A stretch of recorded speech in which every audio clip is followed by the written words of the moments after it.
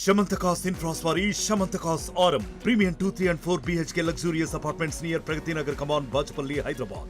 ప్రకాశం barrage వద్ద వరదలో కొట్టుకొచ్చినటువంటి బోట్లు ఇంకా అక్కడే ఉన్నాయి. అయితే ఇప్పుడున్న సిచ్యువేషన్ ఏంటంటే నిన్న మొన్నటి వరకు వరద తగ్గడంతో ఆ బోట్లను తీయొచ్చు అనుకున్నారు. కానీ ప్రస్తుతం వరద ప్రకాశం బ్యారేజీకి 4.5 లక్షల క్యూసిక్లు వరద వస్తున్న నేపథ్యంలో ఆ బోట్ల పరిస్థితి ఏంటని ఒక టెన్షన్ అయితే అధికారులు కనబడుతుంది. ఒకసారి మనం చూస్తున్నాము బోట్లన్నీ కూడా ఇంకా అక్కడే ఉన్నాయి. అవి వాస్తవంగా అవన్నీ మొన్న ట్రై చేశారు, 2 రోజుల పాటు ట్రై చేశారు. 2 పెద్ద పెద్ద క్రేన్ల సాయంతో వాటిని నార్మల్ పొజిషన్ అంటే అట్లా పక్కకు ఉన్నాయి కదా, వాటిని నార్మల్ పొజిషన్ తీసుకొచ్చి ఇటు ఒడ్డుకి తీసుకొద్దామని అనుకున్నారు. కానీ అవి జరగని పరిస్థితి, ఎందుకంటే ఆ స్థాయిలో వెయిట్ ఉండడంతో అవి జరగలేకపోయాయి. ఈ నేపథ్యంలో ఇప్పుడు ప్రకాశం బ్యారేజీకి వరద వస్తున్న నేపథ్యంలో ఆ 2 బోట్లు కూడా బలంగా ప్రస్తుతం గేట్లు ఎత్తేసారు కాబట్టి వాటర్ ఫ్లో కిందకి వెళ్తుంది.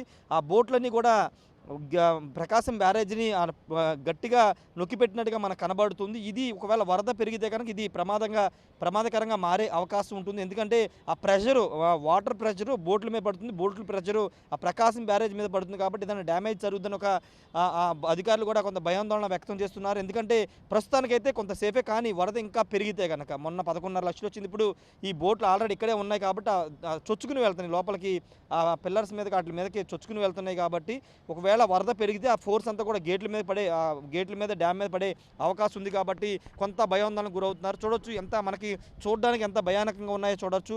అవి తీయడానికి చాలా ప్రయత్నాలు చేశారు కానీ అవ్వలేదు. ప్రస్తుతానికి హైదరాబాద్ నుంచి ఒక ప్రత్యేక యంత్రాన్ని తీసుకొచ్చి మిషన్ సాయంతో దాన్ని బయట తీసే ప్రయత్నం చేస్తారు. ప్రస్తుతం కౌంటర్ వెయిట్ 70వ గేటు కౌంటర్ వెయిట్కి సంబంధించినటువంటి పనులు కొనసాగుతున్నాయి. తర్వాత గేట్ల ప్రక్రియ ఈ పడవలను బయటికి తీసుకొచ్చే అవకాశం కనబడుతుంది. వాటిని తీసుకురావడం ఏంటనే దానిపైన చాలా పెద్ద ఎత్తున కసరత్తు జరుగుతుంది. వరద పెరిగితే కనుక అవి రాలేవు, బయటికి ఇటు లాగడానికి కూడా రాలేని పరిస్థితి. అయితే దీనిపైన ఆల్రెడీ 1 టౌన్ పోలీస్ స్టేషన్లో ఫిర్యాదు నమోదు చేశారు. ఇరిగేషన్ అధికారులు ఇచ్చిన ఫిర్యాదుతో కేసు నమోదు చేశారు. దీని మీద నందిగం సురేష్ పాత్ర ఉందంటే పెద్ద ఎత్తున రూమర్స్ కూడా వస్తున్నాయి. మాజీ ఎంపీ ఆ బోట్లకు ఉన్నటువంటి రంగులు వైసీపీ రంగులు ఉండడంతో చాలామంది అనుమానం కూడా వ్యక్తం చేస్తున్న నేపథ్యం. అయితే ఇంతకుముందు ఆర్టీవీతో కన్నయ్య నాయుడు మాట్లాడుతూ ఖచ్చితంగా ఇది ఎవడు అన్నం తినేవాడు ఎవడు పని చేయడని కూడా ఆయన చెప్పారు. కుట్రకోణం ఉంటుందని కూడా ఆయన ఇండైరెక్ట్గా చెప్పిన నేపథ్యం చూసి, ఎందుకంటే ఇవన్నీ కూడా లంగర్ వేసి ఉంచుతారు.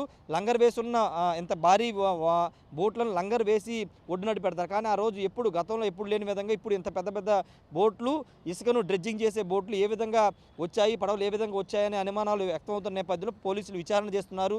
ఏది ఏమైనా ప్రస్తుతం ఈ బోట్లు ఇక్కడ ఉండడం ప్రకాశం బ్యారేజీకి ఎప్పటికైనా ప్రమాదమే, సాధ్యమైనంత త్వరగా తీసేస్తేనే మంచిదని ఇరిగేషన్ చేస్తున్నారు. కాకపోతే వరద పెరుగుతున్న నేపథ్యంలో కొంత ఇబ్బందికర పరిస్థితి అయితే మారింది. ఏదేమైనప్పటికీ ఒక పెద్ద కుట్ర జరిగిందనేది ప్రభుత్వం కూడా చెబుతుంది. కాబట్టి ఇప్పుడు ఇరిగేషన్ ఎక్స్పర్ట్, ప్రభుత్వ ఇరిగేషన్ సలహాదారు ఉన్నటువంటి కన్నయ్య నాయుడు కూడా దీని మీద కుట్రకోణం ఉంటుంది అని కూడా ఆయన అనుమానాలు వ్యక్తం చేస్తున్నారు.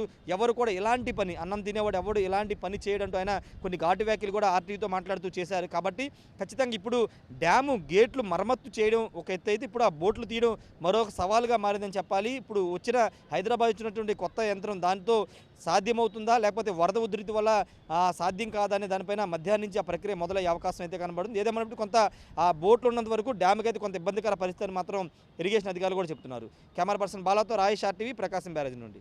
మరిన్ని వీడియోస్ కోసం ఛానల్ ని సబ్స్క్రైబ్ చేయండి, లేటెస్ట్ అప్డేట్స్ కోసం వాట్సాప్ ఛానల్ ని ఫాలో చేయండి అండ్ లింక్ డిస్క్రిప్షన్ లో ఉంది.